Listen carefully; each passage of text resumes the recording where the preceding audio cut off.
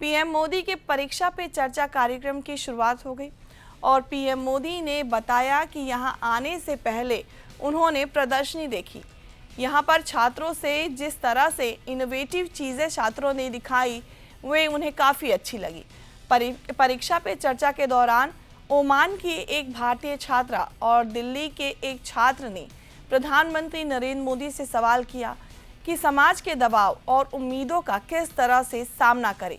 PM Modi ने कहा कि शायद मुझे बताया गया कि परीक्षा पे चर्चा का 7वां एपिसोड है।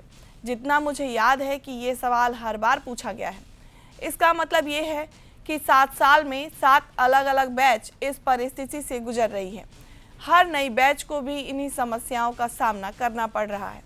विद्यार्थियों की बैच बदलती है, लेकिन टीचर्स की बैच इतनी जल्दी नहीं बदलती। उन्होंने कहा कि टीचर्स ने अगर मुझे पुराने एपिसोड की बातों को छात्रों तक पहुंचाया होता तो इस समस्या को धीरे धीरे कम किया जा सकता था। हर माता पिता ने इस समस्या का सामना ज़रूर किया होगा। हमें किसी भी तरह से प्रेशर को झेलने के लिए सामर्थ्यवान बनना चाहिए। रोते हुए बैठना नहीं चाहिए। जीवन में दबाव आता रहता है, लेकिन खुद को तैयार करना होगा। दबाव को हमें अपने तरीके से जीतने का संकल्प लेना होगा। Honorable Prime Minister, sir, I am Bonti Medhi, a teacher from Sibsagar district, Assam. My question is, what should be the role of a teacher in motivating students? Please guide us. Thank you. धन्यवाद ma'am.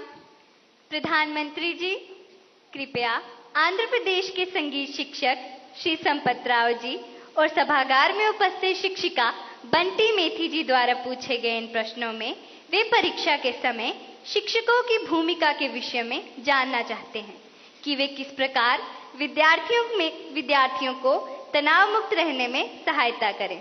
कृपया समस्त शिक्षक वर्ग का मार्गदर्शन कीजिए। पहले तो मैं समझता हूं जो संगीत के टीचर हैं वो तो अपने क्लास नहीं, पूरी स्कूल के बच्चों का तनाव खत्म कर सकते हैं।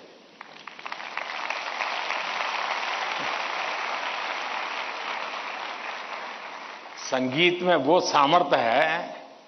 हाँ, अगर हम कान बंद कर करके संगीत में बैठे हैं, कभी कभी ऐसा होता है कि हम होते हैं, संगीत बज तो रहा है लेकिन हम कहीं और होते हैं और इसलिए हम उसका आनंद अनुभव नहीं कर पाते हैं।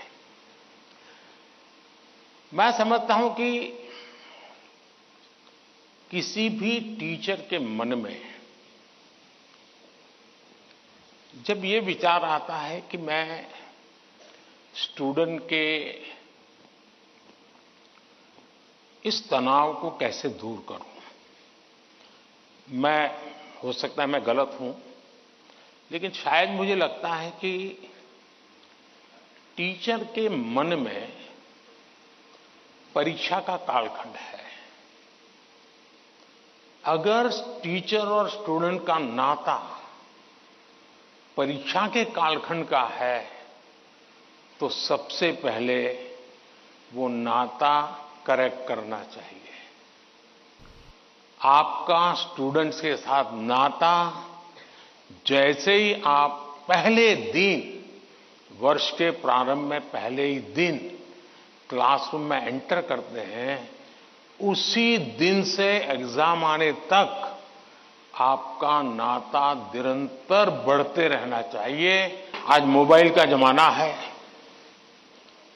स्टूडेंट के पास भी आपका मोबाइल होगा ही होगा।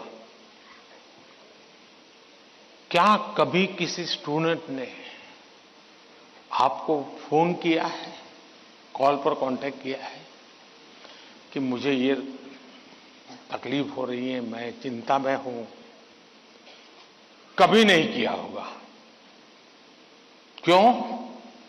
क्योंकि उसे लगता ही नहीं है कि मेरी जिंदगी में आपका कोई विशेष स्थान है। उसको लगता है कि आपका मेरा नाता सब्जेक्ट है, मैथ्स है, केमिस्ट्री है, लैंग्वेज है। जिस दिन आप सिलेबस से आगे निकल करके उससे नाता जोड़ोगे तो वो अपनी छोटी मोटी दिक्कतों के समय भी जरूर आपसे अपने मन की बात करेगा। अगर ये नाता है तो एग्जाम के समय तनाव की स्थिति पैदा होने की संभावना ही खत्म हो जाएगी। आपने कई डॉक्टर्स देखे होंगे, उन डॉक्टर में डिग्री तो सबके पास होती है, लेकिन कुछ डॉक्टर्स जो जनरल प्रैक्टिशनर्स होते हैं वो ज्यादा सफल इसलिए होते हैं कि पेशेंट आकर के जाने के बाद एक आध दिन के बाद फिर उसको फोन करते हैं कि भाई आपने वो दवाई ठीक से ले ली।